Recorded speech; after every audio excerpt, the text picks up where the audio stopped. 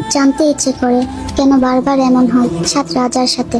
প্রথমে হেব কোম্পানি আমাদের সাত রাজার সাজানো সেই ঘর বিক্রি করে দিল, আর এখন শুনছি এসকে সরকার নাকি দ্বিতীয় বিটিএস খুঁজতেছে। তো ডিয়ার সরকার মশাই, একটা কথা বলি আপনাকে, আমরা আর্মিরা বিটিএস এর নাম দেখে ভালোবাসি নাই, আমরা ভালোবেসেছি ওই সাতজন ছেলের ব্যক্তিত্বকে, ভালোবেসেছি ওদের মায়াবী মুখ, উদার মন আর দুষ্ট মিষ্টি আচরণকে।